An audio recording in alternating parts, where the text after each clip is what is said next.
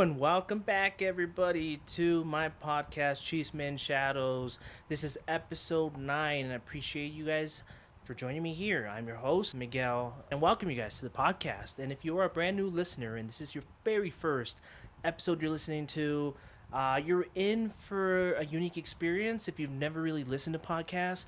If you are a huge podcast nerd, kind of like I was for the longest time, I still am, but just don't have as much time as used to, then this podcast is gonna seem very different.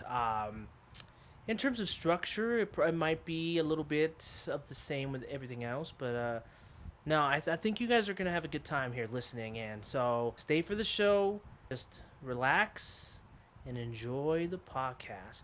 Today we're gonna be catching up a little bit of what we talked about last time, the little drama section we did. I will update you guys on that.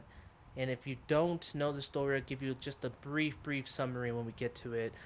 Oh, we're going to be talking a little bit about morals, morals when it relates to video games. But trust me, this isn't going to be like very broad. It's going to be very specific. This is gonna. I'll give my own story here, and then we could decide whether we think that some people use morality in video games as a way to stay away or not face uncomfortable subjects. And we'll talk about what that could mean. On top of that, I think I'm very curious on what do we think about reality shows, because reality shows have always been around, since the Jersey Shore days.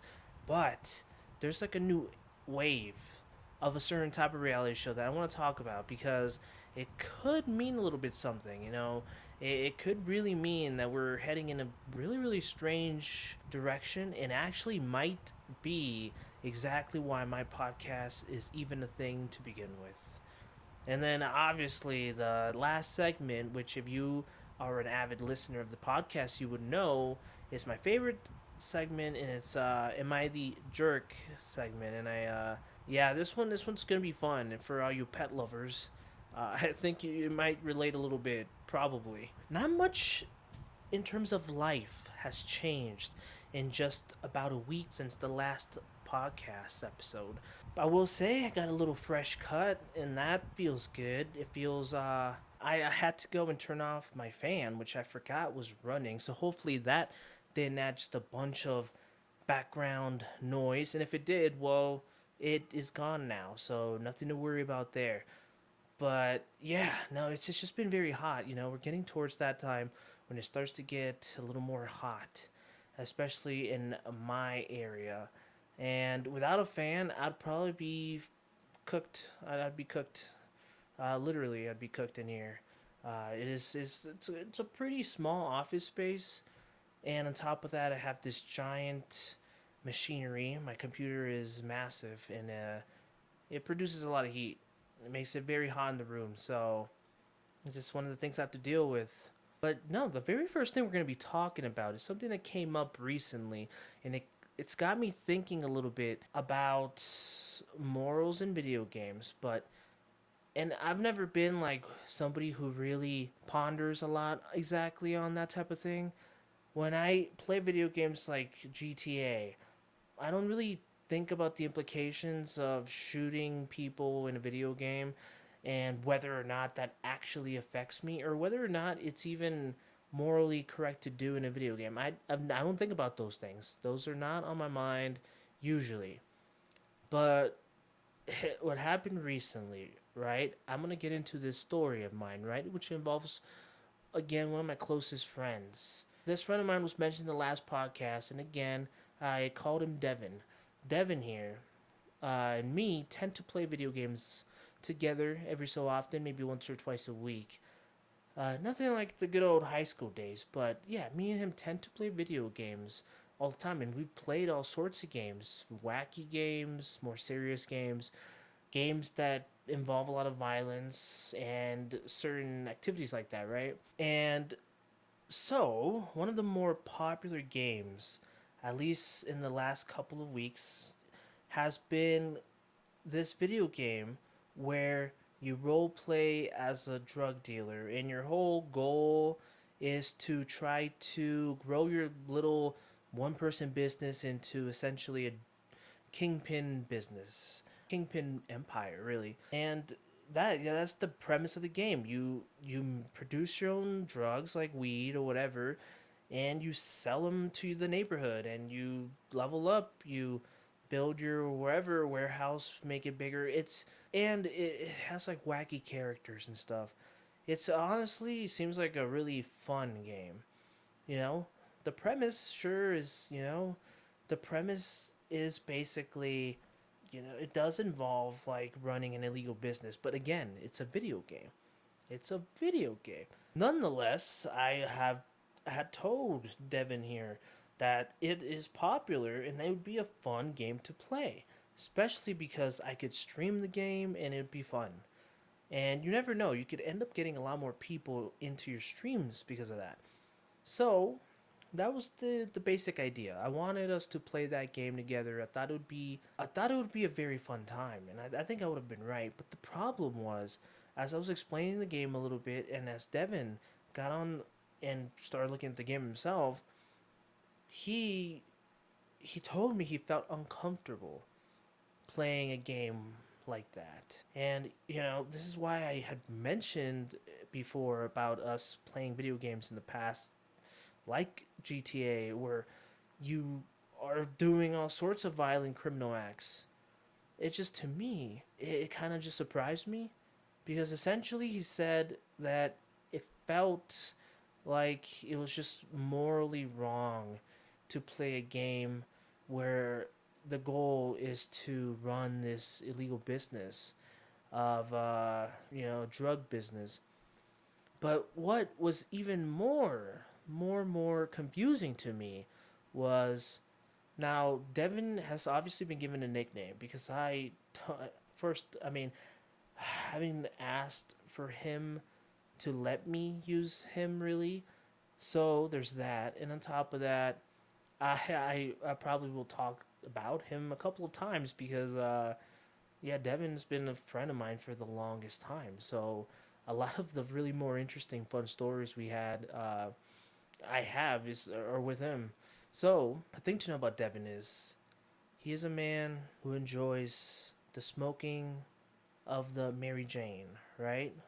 And that's not even a problem, especially because I live in Colorado where it's legal, right? That's not a big old deal, but somehow to me, I didn't really understand how someone who could be so open towards using, recreational drugs would have a problem playing a video game where you role play as selling drugs just like the one he uses. And okay, and the argument could be made of the illegal aspect in the video game because, but again, it's a video game. It is a video game. It's not real life, and we're grown adults. And obviously, I wouldn't have an issue with him not wanting to play a game that makes him uncomfortable. Um, it would just it'd be a bit of a dick move to hold it against him. But that's not it at all. My only thing I gotta say is, why was the line drawn there? And it wasn't drawn at a game like GTA where you could kill people, you could engage in prostitution, all sorts of different other criminal acts, including selling drugs. That, I mean, it's not the the overall objective of the game, but it's definitely in there. And it just honestly boggled my mind. And that, obviously, that was the situation with him. And whatever it may be, ultimately, I guess we decided not to play the game because I wanted to honor, or at least, I wanted to do good by it. What he said made him feel uncomfortable, and it's just that. If that makes him uncomfortable, it just does. But it's video games have always been criticized for things just like that. It's not anything new. Violence in video games have always been used as an argument for real life violence. It has been blamed in the past for all sorts of different things. And so I could see that this argument has a deep history.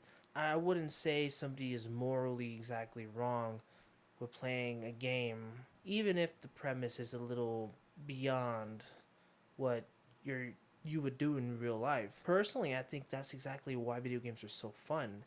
Is for the idea of doing things you wouldn't do in real life. From role playing as a character haunting ghosts to role playing as somebody selling drugs. It's just a video game and it's a fantasy character. So I'd be very curious to know what your guys' take would be on this type of thing.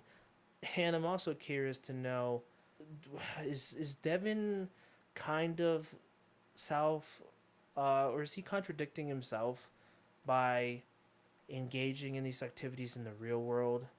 Maybe to not maybe well, obviously not to that extent, because in our state at the very least using weed is legal here, so that wouldn't be an illegal crime to do that. Finding that game to be not or to be crossing the line, it's just an interesting thing.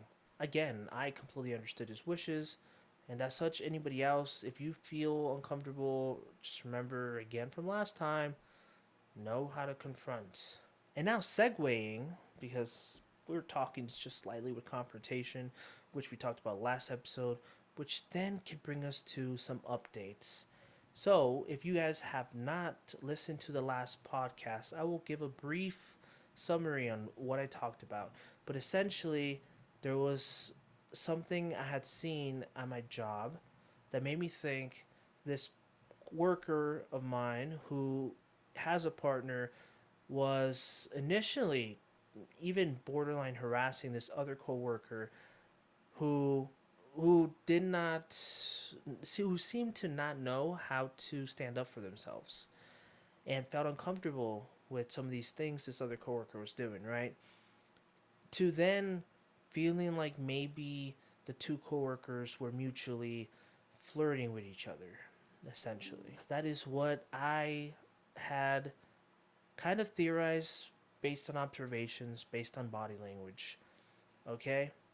And then I had learned a couple of more things to add more context to the situation, which I added in the edit of the podcast, which was like, maybe the group dynamic with that particular shift, because I hardly work with with those fellas. Uh, so maybe the group dynamic is completely different, and what I would see as a little too much for just friendly play, they might find completely okay. And, essentially, I had changed my perspective slightly. Well, now it's been even longer than before, and I've had so much more time to process the information and everything. So I'll give you guys some quick updates if you are interested. If you are not, it's not going to take very long at all. But since then, I have, you know, thanks to some friends from work, I've started to maybe shift my perspective a little bit. For example, in the last podcast, I actually thought I was being a little too harsh towards the one coworker who I thought could have been, a victim of unwanted physical touches. That's the way I'm gonna describe it. I was a little harsh because I'm somebody who really respects when somebody stands up for themselves or somebody knows how to ask for help. And I might have based my judgment heavily on that.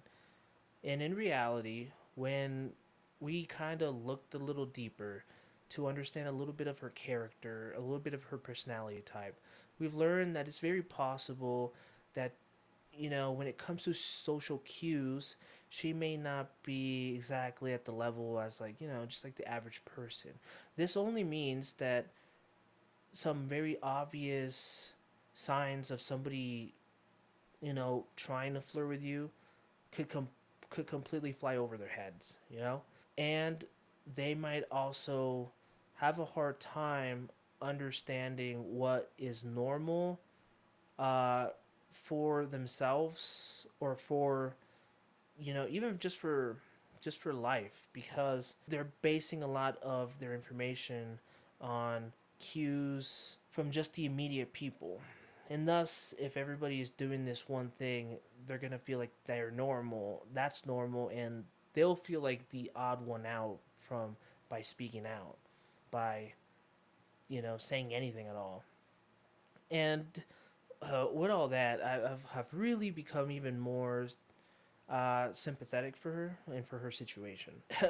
And on top of that, it's very much possible that was one of those things where, because me personally, I would I would not I would not have those type of relationships with any of my female friends. I used that and kind of determined that it would not be normal for other people to do, to have these type of things with their female friends. And it's and because of that, it's also possible I way overthought things. Again, I was just basing it off observations. And for the person who's in the middle of it, I suppose, if you are ever listening to this podcast, I really do hope you understand that I'm always trying to get a better understanding of the situation. And with that in mind, I've uh, I've already had like a complete change on what I thought last time. With more information, you just have like a much more thought out idea of the situation, I guess. If that makes any sense. And if it's confusing, then I'm sorry. And I actually do hope at one point a lot of the coworkers, even the ones I tend to mention on the podcast, I hope one day everybody listens in. Although I've said it in the past, there will be some drama, and I will unfortunately be in the center of it one day.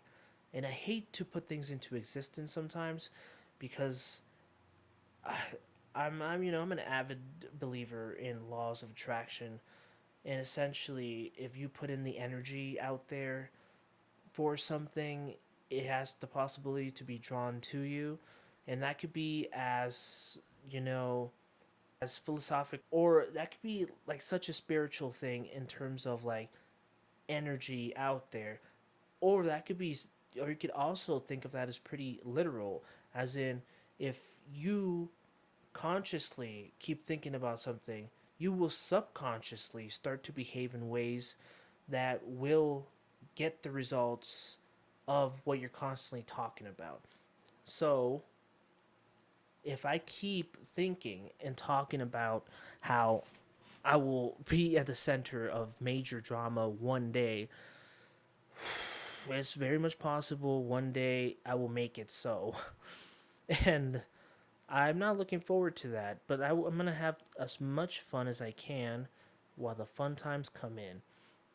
I'm not going to apologize for talking about my experiences, including the people around me, um, because I think we all have the freedom to do that. We have the freedom to interpret what we see as well. And that could sometimes be pure speculation. And if you take it too far, it could even be as bad, or it could even be something like a rumor if you decide to spread this amongst tons of people. It really depends, because if you spread something as fact, then it's a rumor. Um, if you spread something as fact without actually knowing if it's real or not, that's a rumor. If you just talk about situations involving people and speculate on what they could mean, but be upfront with how you don't know if that's exactly what it is, I feel like that is an okay way to go about it personally.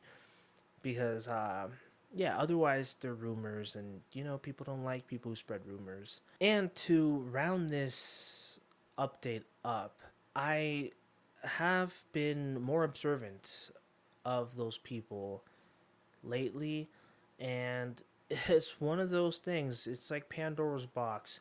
Once you open it, you can't close it again. What is seen cannot be unseen. I'm much more aware always of them when they're in the same room together, and every little thing has the chance to mean something else now.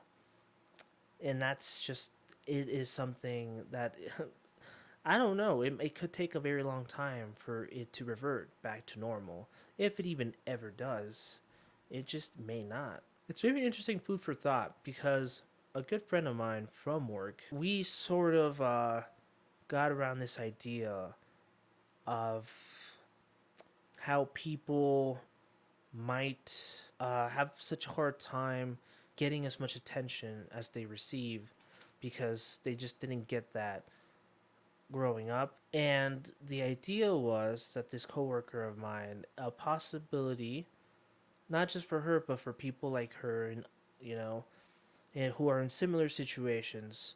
But it's this idea of like you go throughout life, and you often hear the phrase how pretty people in general breeze through life, and pretty people do get treated better, and that's just how our society works currently. And for for us people like, yeah, for people like me who have never been exactly I, I I would not call myself ugly, but for people who aren't just considered handsome, naturally handsome, for people like us, we just never got that attention for our looks.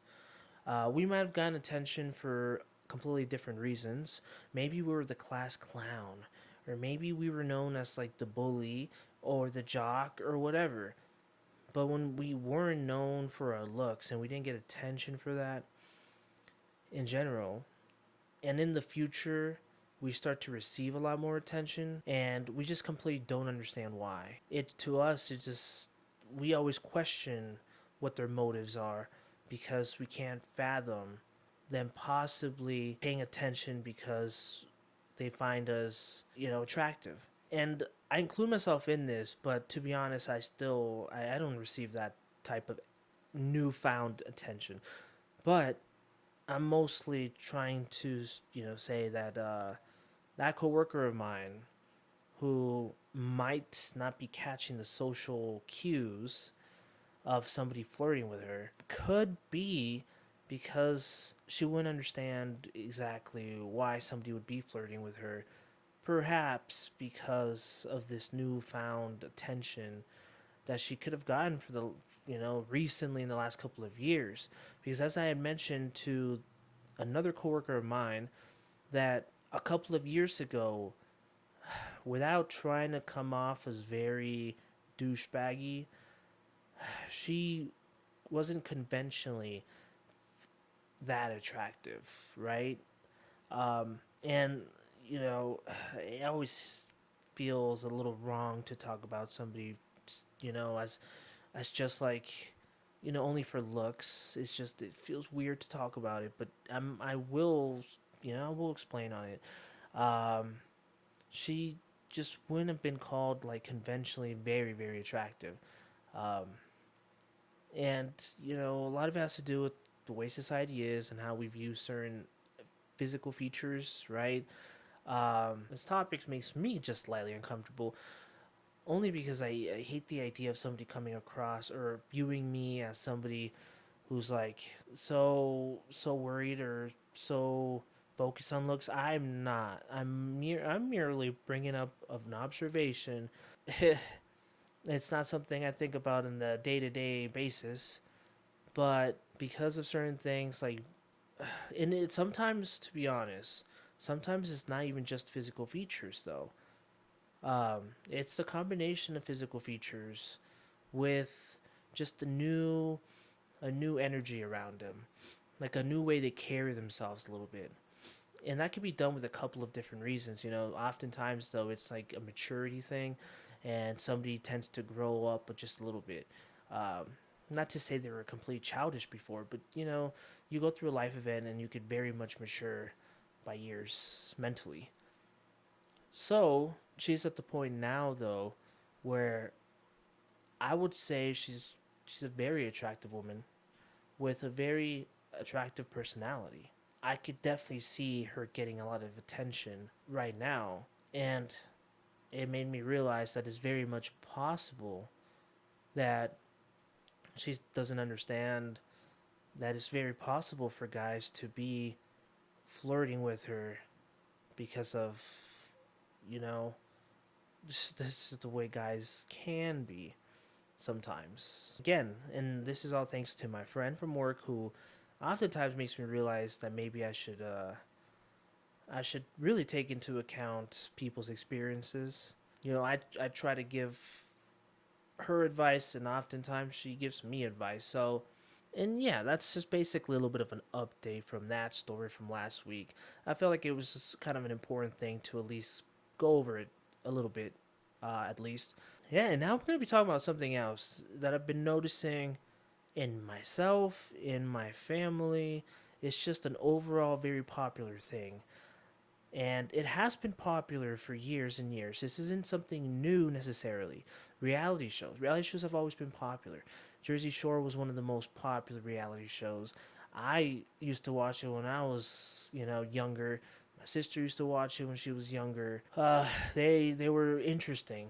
It really felt like you were like looking at life from a completely different point of view, and you got the sense of living a different life that maybe you've always wanted to live. But the real interesting thing isn't the fact that reality shows are here and they're exciting. No, no, no. I'm I'm I've been paying attention, and it kind of seems like a certain type of reality show has become very, very popular. And that's the reality show. And of course, not to say this type of show hasn't been done in the past, but what I'm saying though is right now it's very popular, and there's multiple of them in different platforms. The reality show type is the one where you have just a bunch of different personality types in one big house together, and you just go about everyday life having to interact with these people, which creates a very, very drama filled dynamic constantly because of the how close you have to be with these people on a daily basis. And like I said, Jersey Shore was basically that. It was them living in a house together and having to interact. So don't get me wrong, it's always been like a thing and it's been popular. But now I just see it more and more, and it goes even beyond that. Like it's been such a like copied copied reality show to the extent of like the difference is little things that they do to make people constantly have like a new challenge. These reality shows will often have people compete in challenges, sometimes to earn money for the house, sometimes to earn immunity to eliminations, because these house shows, what separates them major from like a house like Jersey or a reality show like Jersey Shore is there's a lot of people in the house, but it starts to dwindle down because people start to get eliminated. That's a huge thing, as opposed to Jersey Shore, which there was like six of them, and but they were all guaranteed to just stay the whole season or whatever. And these other new reality shows, yeah, it's an elimination game. So there, and usually there's a giant prize at stake. It's just funny because last year, I think it was last year, the Sidemen, it's a popular British YouTuber group, made one of those called Inside. I absolutely enjoyed it. And again, it was a group of influencers put in a house, giant prize of £1 million, but that gets dwindled down based on challenges. And then it's drama filled, it's exciting, it's great. There's eliminations, it was good stuff. And then not too long after that, my mom started watching this one reality show that was like very, very similar. Of course, that one was like a Latino one, like a Latino reality show about famous people as well. and famous people being stuck in a house was literally the name of the reality show. And again, they were also competing for a prize. Theirs was kind of extreme because people on that reality show had to stay in a house for months. Uh, and again, and she is like such a big fan of that show. Like that show has become crazy popular as well. And now this year, the Sidemen have released the second season of Inside. Again, crazy popular. It was, premise was exactly the same as last time, which is it worked, so why change it? But yeah, why are we so interested in these shows where we get to watch people just hang out in a house and just watching them interact with each other and start drama amongst themselves, get into groups, create factions, all of that. And watching them compete to try to stay on the show, watching them try to do challenges. Why are we so into that? Because I know I am. And again, there is the necessities of humans, right? Water, food, you could even say sleep, shelter. I would even include that, right? These are the basic necessities of human beings, right? It's to survive, right? But I kind of feel like there's these extra desires we have where as soon as we don't need to think about survival anymore, we start to think about these desires. And, some of them are stuff like, sex beyond reproduction. That's one. Um, the desire to make friends. I would say that is one. But another one that I feel is right up there amongst them is the need for drama, the need for entertainment. I don't know why, but humans like drama. They do. And that's especially obvious right now that we enjoy drama and we like to just listen to it. Obviously, not everybody's the same. There's a lot of people who don't really like drama. They feel like it's kind of annoying and is tiresome. And that's a totally fair opinion on it as well. But the thing about it is, and the way I see it is, life can be very boring, can be very repetitive. And you can't constantly just rely on entertainment from like your devices. It's cool and all, like sure we could use our phones and watch TikTok videos or whatever. But I am a huge fan of just getting entertainment from the real world. And yeah, one of those ways happens to be drama. I'm just I don't I don't necessarily like conflict, but I don't think that drama always involves conflict. It can and it does a lot of the time, but it doesn't need it. And I like to watch these events unfold. I'm just a fan of it. And when somebody comes up to me, is they talk about, or when somebody comes up to me and they say something like, "This craziest thing happened last Tuesday," does that not get something in your inside? Just, excited, because I get excited and curious, and I really want to know what the heck happened. And then the person starts to talk about how Billy started a fight with Jeff or whatever, making those up. And yeah, that is drama. But man, was it entertaining to listen to. And so yeah, these reality shows, they they feed into that. We like watching these people. We don't know them necessarily in real life. We know of them usually, and it's something about them getting into drama and knowing it's real too. That's a huge part. Is just something about that is so fun. I'm curious to know if you guys enjoy reality shows, and if you do, I'm curious if it's because of similar reasons or something completely different. Now, before we finish off the podcast, we still have a little bit to go. We have one final segment to do, but before we get to that, I do want to give an update in terms of this will be the second podcast I've done now where we don't really talk about any type of crime story or horror slash supernatural story or anything like that.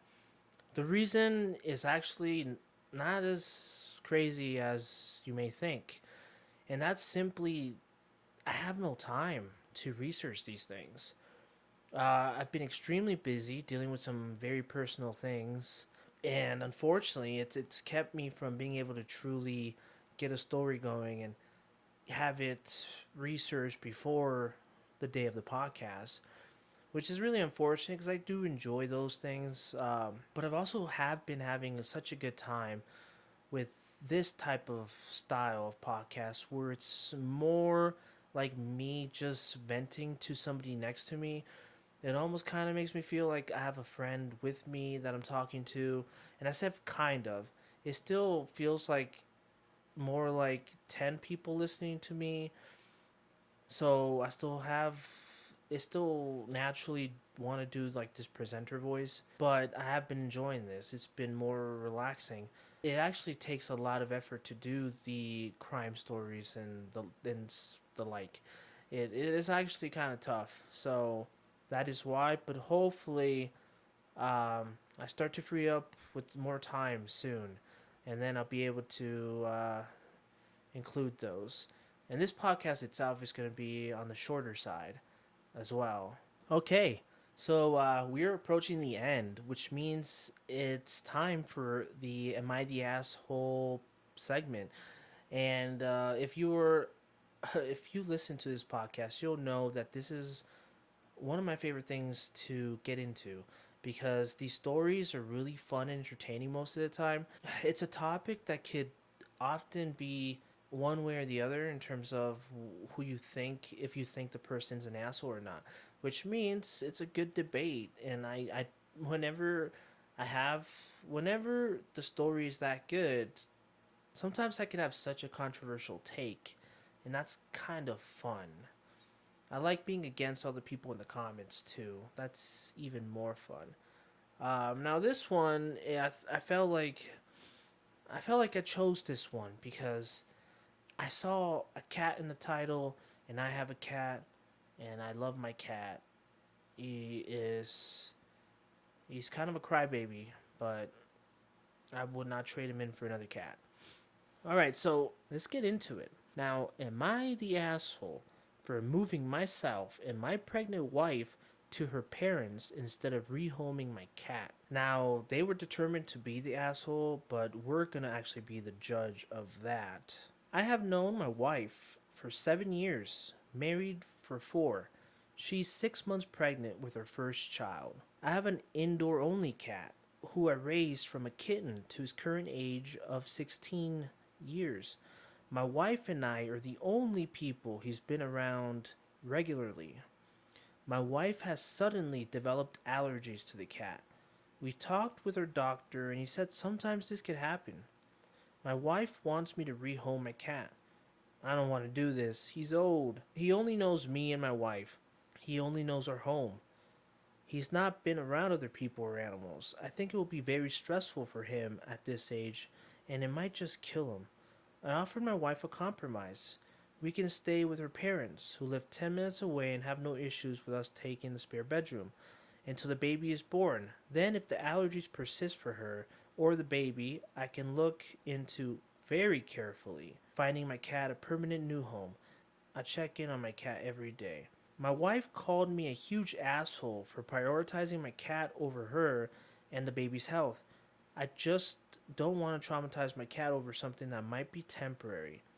Okay, and there's an update edit, which means I could actually answer this and then talk about or then get into the update that the author wrote. So, to begin with, this person is not an asshole. In fact, the wife is an asshole. Not gonna lie. And now, I have a cat. I said it already, right? I'm allergic to cats. I'm allergic to cats. I am constantly sneezing. I constantly have a very stuffy nose. Um, I'm allergic to cats. But guess what? First, there's ways to minimize the amount of allergies. There's allergy medicine and keeping yourself clean from the cat dander and the cat hair tends to be really effective. And you can still love your cat. And the thing about it is, a cat and a dog and many other pets can actually become as important as like an actual family member. They are part of the family, and you are allowed to see them that way. Obviously, they're not humans, but you can actually develop those feelings with your pet. I love my cat, and even though I'm not to the extent where like I consider him my little baby, I I do consider him part of the family, and I have often told family members that I would choose my cat over them. So I'm sorry, but for the wife to even get to the point where she's saying that he's prioritizing the cat over her health or the baby's health when it comes to just pet allergies, animal allergies, I'm sorry, are just not gonna be a risk to your health. They just aren't. Let's get into the update though, because I could change my mind. Update edit. None of it matters anymore. Ooh, this seems like a very sad edit, because that's a very sad phrase. After I read the responses to my original post, I started thinking about other options so my wife and I could stay in our home. My brother lives a few hours away and he spent a few years living with my cat when we were younger. So I called him and explained the situation. He agreed to adopt him, but he was out of town, so as soon as he could come pick him up was the weekend after next. I told my wife that we would have to keep the cat for less than 2 weeks until my brother gets here, and until then she would have to use allergy tablets or stay with her parents. She became furious and said she was not going to leave her house and the cat had to go ASAP. I told her this was the best I could do and was not going to give my cat away to whatever random person stopped by first. Yesterday I got home from work and I couldn't find my cat.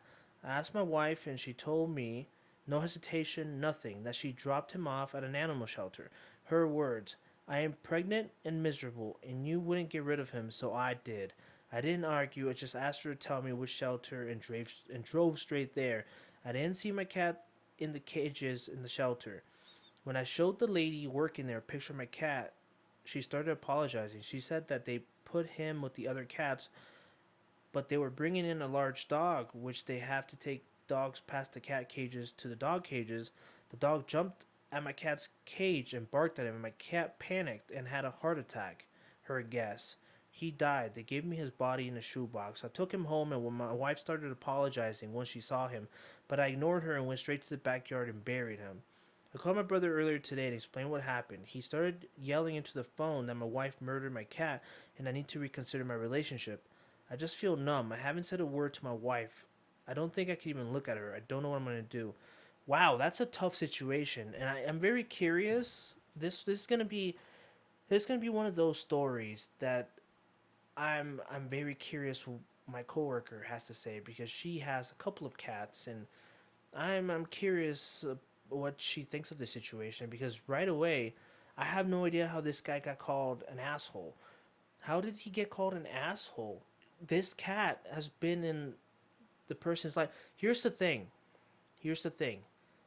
I don't like how in this story the wife has constantly said that he's choosing the cat over her, as almost as if it's one or the other, and there's no way to somehow coexist. He didn't kick her out and kept the cat. He definitely also didn't just get rid of the cat and chose her. He hasn't picked. What he has chosen was the cat over her dang pet allergies. Her stupid freaking pet allergies. And don't get me wrong, I understand that she's right now pregnant, and with pregnancy comes a lot of extra problems, I guess. Things that someone who's pregnant would go through. Um, a lot more hormones, which could cause a lot of emotions and those type of things. I totally do understand that.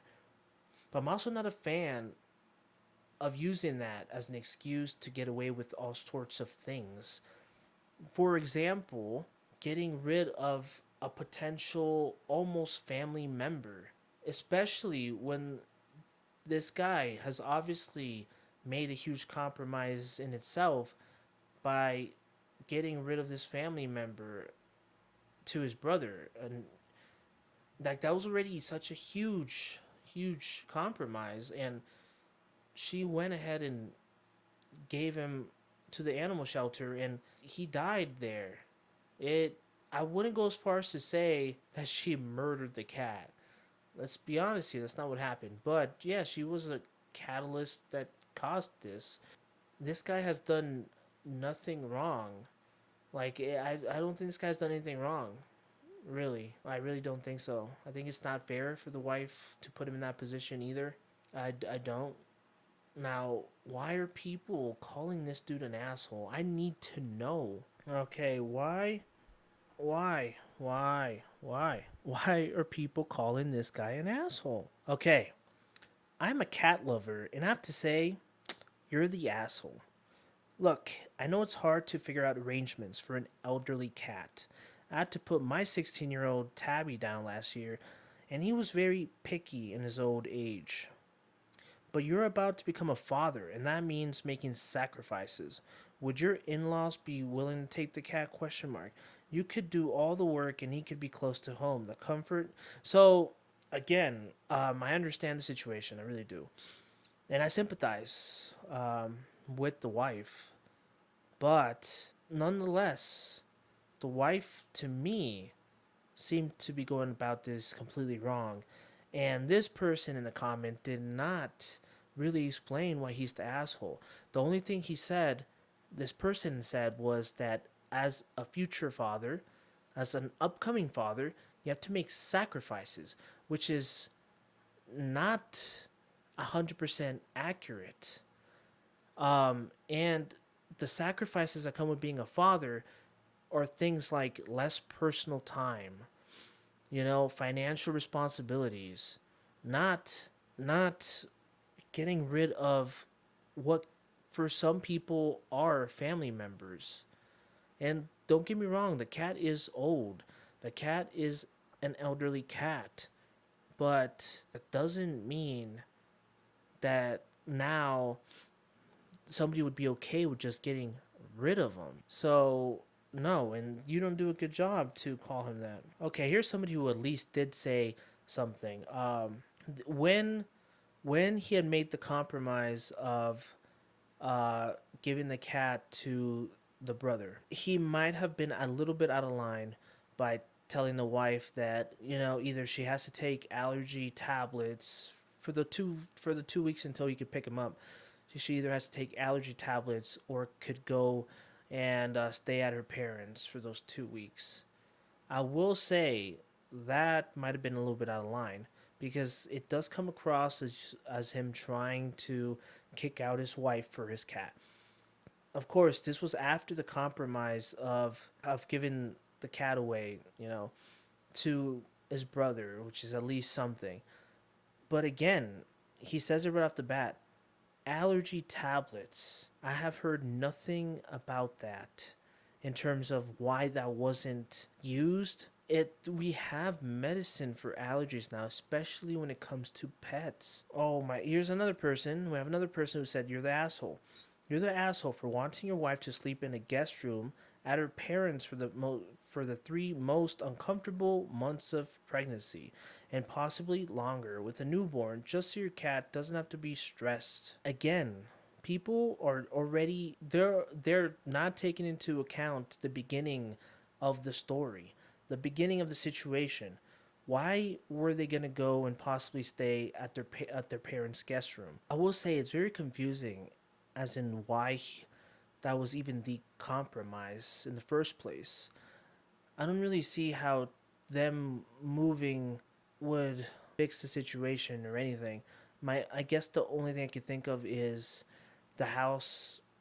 The cat has been around long enough to where like a lot of the house is already very maybe um pet hair filled. Like maybe there's already a lot of cat hair and stuff, so it's hard to kind of get away from the allergies. That's kind of the only thing I could kind of think of in terms of why a good compromise would be going over to her parents' house.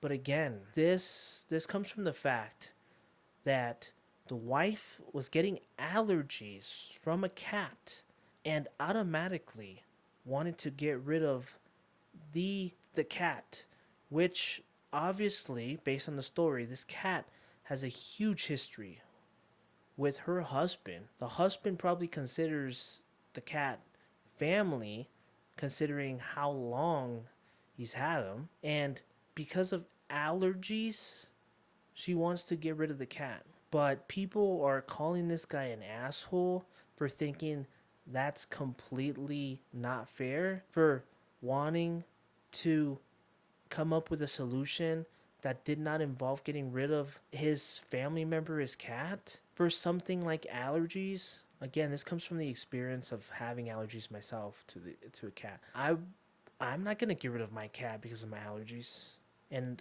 it is a compromise we decide to take upon ourselves, sure, but it also means it's a total compromise you can do, and this is a compromise I do now, considering I have about 2 years with my cat. The author here has had 16 years of history with his cat. To me, it is mental how many people call him the asshole. Here's another person. You are choosing the cat over your pregnant wife and child. No, people are. I don't understand. He's not choosing the cat over the pregnant wife. He's not gonna kick out the wife for the cat. The original thing was obviously the wife could stay at the house. The original plan was everybody just stays at the house. That's what he wanted to do, because this cat was a family member. So he was obviously wants to keep the family member in the house, and then obviously he loves his wife and future child. So no, he's not choosing the cat. There's a compromise, but even the compromise involves both parties. The compromise doesn't involve him leaving with the cat and leaving the wife behind and choosing his cat. And it doesn't involve him staying at the house with the cat and kicking his wife out. So I don't understand this whole choosing the cat over the wife argument. What's wrong with you? She's allergic. Or do people think being allergic to animals is life threatening? This is what happens. Lack of information, or lack of information on allergies. All allergies are different. I'm allergic to cats and dogs. I become very like stuffed nose, sneezing. I don't really get hives, rashes. Some people do. But I'm also allergic to tree nuts. Tree nuts swell up my throat. It's a food allergy. They swell up my throat, which could cause death. That's a food allergy. You understand? Food allergy, animal allergy, environment allergy.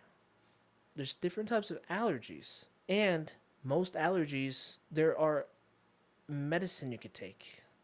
Allegra, Claritin. What's the other one? Starts with a Z. Zyrtec. Zyrtec. Allergies get worse over time. Actually, no, that is not true. Not in all situations, allergies get worse over time. I've had my cat for 2 years. My allergies have remained moderately the same. I would even say my allergies have gotten better. Over time, your body starts to adapt and become better situated with the environment. I think I was had the most symptoms when I first got him.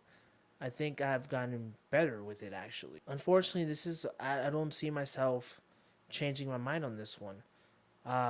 The wife is an asshole. I'm not gonna lie, but guess what? She's also pregnant, so I might give her the pass on that. But you know what? I'm not gonna give the pass on this guy being called an asshole. This guy is not. And I wish I could respond right here, right now, so I could tell him. But unfortunately, he's probably never going to come back to this Reddit anyway, because unfortunately, his cat, his family member, died. So I'm with the author, and it is a shame that all these people called him an asshole.